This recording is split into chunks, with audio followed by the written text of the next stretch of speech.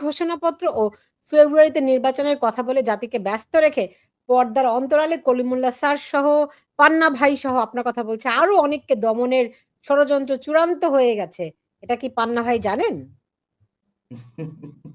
না, আমাদেরকে দমনের চূড়ান্ত সিদ্ধান্ত বা চূড়ান্ত অবস্থা আমি আসলে জানি না। তবে আমি যে ধরনের খবর পাচ্ছি নানান মাধ্যমে, উদ্বেগজনক খবর, আ উৎকণ্ঠা তো আছেই। এবং ধরুন আপনার সাথে কথা বলতে, বলতে যদি আমাকে আ কোনো এক ফেক মামলায় জড়িয়ে অ্যারেস্ট করে নিয়ে যায়, তাতে অবাক হওয়ার কিছু থাকবে না, প্রস্তুত আছি। তাই বলে কণ্ঠ থামানো যাবে না। তাই বলে কণ্ঠ আ অবদমিত করতে পারবে না, এটুকু স্পষ্ট ভাষায় উচ্চারণ করতে চাই। সেরকম যদি হয়, সেরকম যদি হয়, তাহলে আমার দর্শকদের জন্য কিছু বলে যান। যদি আল্লাহ না করুক, যদি এরকম আচ্ছা, পরিস্থিতিতে হয়, আপনি না কোন বিষয়টি সুযোগই হচ্ছে কি পেলেন না। রাইট? হ্যাঁ। বিষয়টি হচ্ছে কি এরকম কিছু ঘটবে ডেফিনিট করে বলা যাচ্ছে না। আবার কিছু ঘটবে না, তাও বলা যাচ্ছে না। যেহেতু ঝুঁকির মধ্যে দিয়েই কাজ করতে হচ্ছে। আমি শুধু একটি কথা বলব।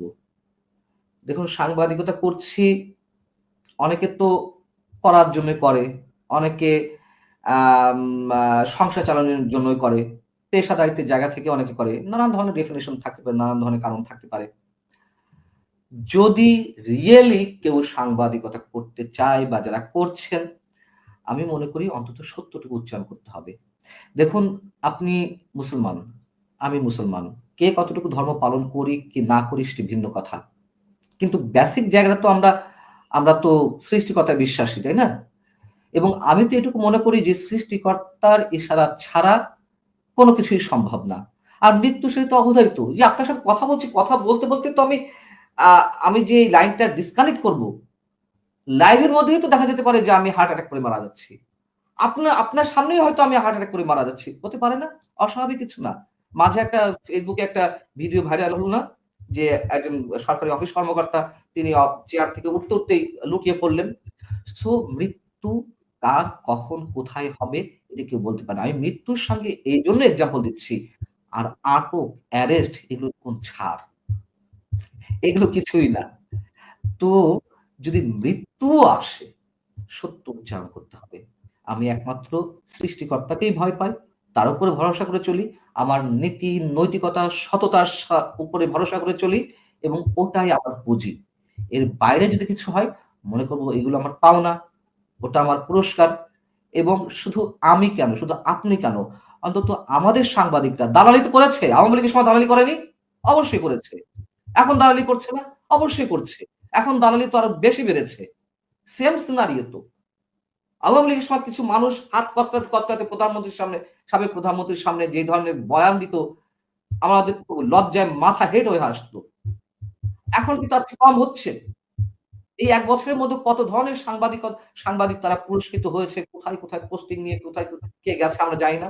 কে কোন স্টেশনে কার পদের জায়গায় কে ঢুকছে আমরা জানি না।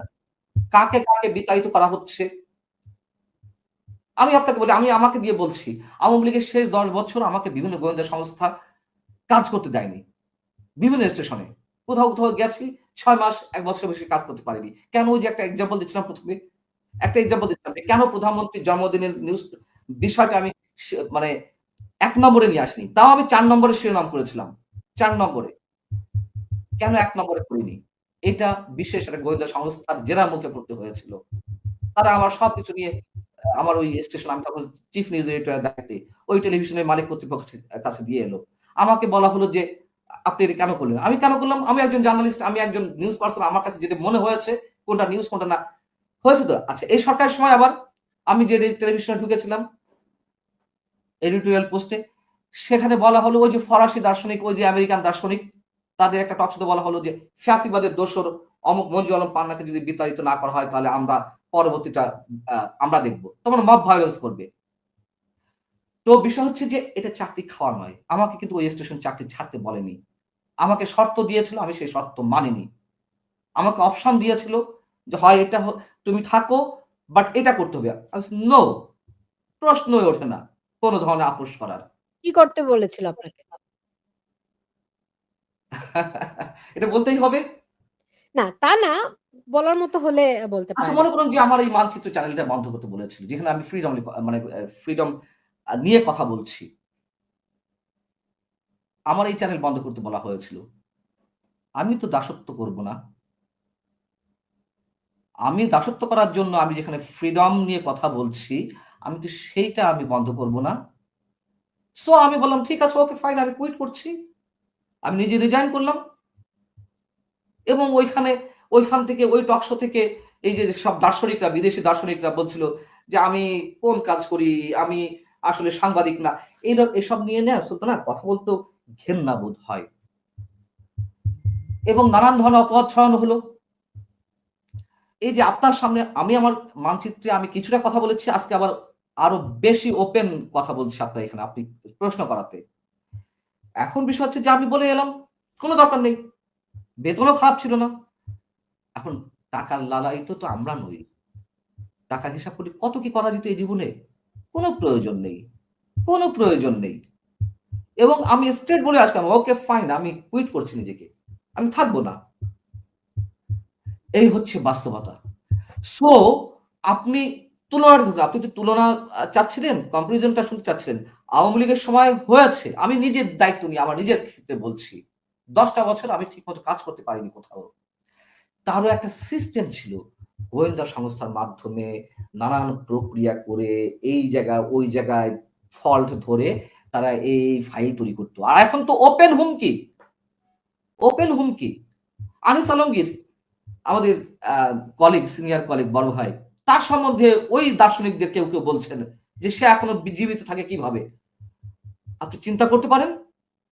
কোথায় আছি আমরা? আমি শুধু ২ সরকারের মধ্যে কম্পারিজন টা করছি। আপনি ২ সরকারের মধ্যে তুলনাটা টানতে চেয়েছেন বিধায়। এরকম তো আগেও হয়েছে। অন্য দল যখন ক্ষমতায় ছিল তখনও হয়েছে। হয়েছে না? ২১ টেলিভিশন বন্ধ হয়েছে না বিএনপির সময়?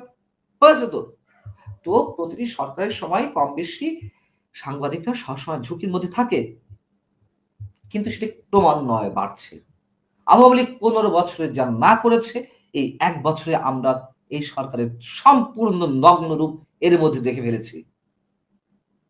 অতএব আপনি তুলনাটা কিভাবে টানবেন? জি। ডেইলি স্টারের সামনে, প্রথম আলোর সামনে জিয়াফত করা হয় ইন্ডিয়ার দালাল বলে। দালালি এখন কি? পাকিস্তানের দালালি করতে হবে। আমি ইন্ডিয়ার দালালি করব না, বেশ ভালো কথা। তা বলে পাকিস্তানের দালালি? এটা সম্ভব।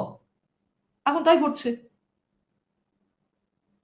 সরি, কথা না, বলতে গিয়ে বোধহয় না ইটস ওকে। এক্সেস আ আমাকে একটা জিনিস বলুন তো ধরেন আ পা আ আপনার কি মনে হয় যখন আওয়ামী লীগ আমলে যখন গোয়েন্দা সংস্থা থেকে আপনার ফাইল তৈরি করা, আপনাকে ডেকে হুঁশিয়ারি দেয়া, হ্যাঁ? নানান রকম নসিহত করা, এগুলো তো আমিও ২-১ বার যে পাইনি তা তো নয় আওয়ামী লীগ আমলেই পেয়েছি। তো ধরেন আপনার কি মনে হয় এগুলো সরকার জানতো? সরকার বলতে প্রধানমন্ত্রীর অফিস, প্রধানমন্ত্রীর কার্যালয় জানতো দেখুন, আপনার কি মনে হয়? আ দেখুন, হ্যাঁ, প্রধানমন্ত্রীর কাজটা জানবে না কেন? কোন ক্ষেত্রে অতিরঞ্জিত হয়েছে সরকারের বিভিন্ন উইং বা গোয়েন্দা সংস্থার বিভিন্ন উইং তারা বাড়াবাড়ি করেছে। আমি একটা এক্সাম্পল দিই। আজকে শিবিরের ছেলেরা ওই সাদিক কায়েম-টায়েম কারা বলছে যে আমরা আ রাজনীতির স্বার্থে বা আমাদের নিরাপত্তার স্বার্থে আমরা ছাত্রলীগে ঢুকেছিলাম। এবং যে নির্যাতনগুলো করা হতো আমরা অতি উৎসাহী হয়ে এই নির্যাতনগুলো করতাম বেশি ছাত্রলীগ প্রমাণ করার জন্য। হ্যাঁ? আচ্ছা, হেলমেট বাহিনী অনেকে বলে যে, "আরে হেলমেট বাহিনী তো ওগুলো সব শিবিরের ছেলেপেলে ছিল।" আচ্ছা, ধরে নিলাম শিবিরের ছেলেপেলে ছিল। কিন্তু ওটা বলে তো আওয়ামী লীগের সবকিছু জায়েজ করার সুযোগ নেই। যদি হেলমেট বাহিনীর মধ্যে শিবিরের ছেলেপেলেরা ঢুকেই থাকে, হেলমেট বাহিনীর যে কার্যক্রম আমরা দেখেছি ১ টা ২ টো তো না। দিনের পর দিন দেখেছি। অসংখ্যবার দেখেছি।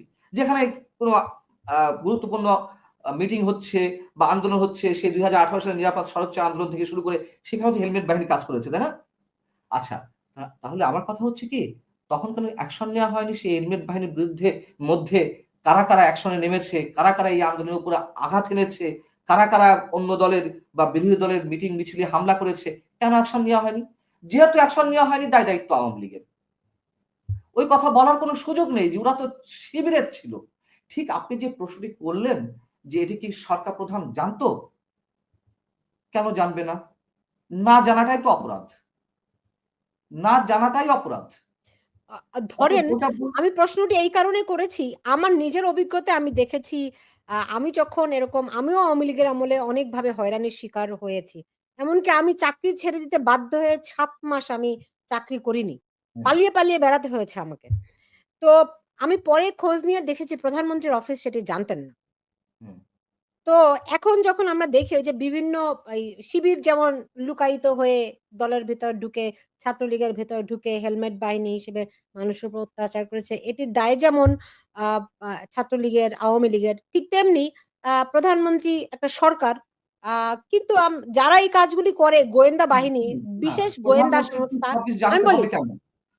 আমি শেষ করি। আমার প্রশ্নটি হুম, হচ্ছে, বিশেষ গোয়েন্দা সংস্থা আমি ধরেন যদি ডিবি পুলিশ করে, আমার মনে হয় সরকার জানে। যদি র‍্যাব করে, সরকার মোটামুটি একটু জানে। কিন্তু আপনি জানেন কতগুলো সংস্থা আছে। সবগুলো প্রধানমন্ত্রীর অফিস পর্যন্ত যায় বলে আমার মনে হয় না। কিন্তু যেভাবে করে শিবিরের ভেতরে লুকায়িত ছিল, অমনি করে গোয়েন্দা সংস্থার ভেতরে এই মেকানিজমটা হয়নি। How do you know that? কারণ আমরা হতে পারে। আ এই যে শেখ হাসিনা সরকারের পতনের অন্যতম কারণ বলা হয় গোয়েন্দা ব্যর্থতা। তার কাছে খবরই পৌঁছায়নি। তাই না? না, ওটা আবার অন্য বিতর্ক যে এই আন্দোলনের খবর তার কাছে পৌঁছেছে কিনা। এগুলো আ অনেক কন্ট্রোভার্সিয়াল বিষয়। মানে আমি সে কেউ যে বিষয়ে যাচ্ছি ভেতর না। থেকে এই স্যাবোটাজ গুলো করে নাই, আমরা কি হ্যাঁ, নিশ্চিত কিনা? হতে আমি পারে, এটা জানতে চাচ্ছি। ওটা হতে পারে। এটা হতে পারে। এটা অস্বাভাবিক কিছু না। এটা অস্বাভাবিক কিছু না, কিন্তু আপনি ১৫.৫ বছরের শাসনকে এভাবে সরলীকরণ করে দায়মুক্ত করার কোনো সুযোগ নেই। যেমনটি এখন ঘটছে, আপনি ১৫.৫ বছর আওয়ামী লীগের শাসন ব্যবস্থার কথা বাদ দিন।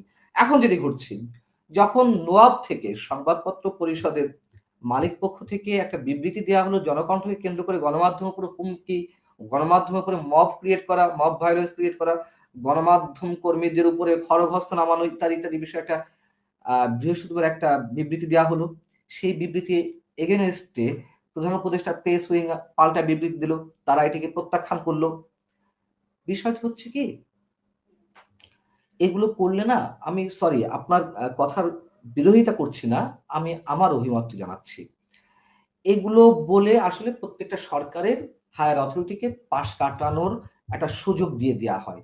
তাহলে এখন যেই হিসেবটি টিআইবি দিয়েছে, গত ৪ আগস্ট তারা যে প্রতিবেদনটি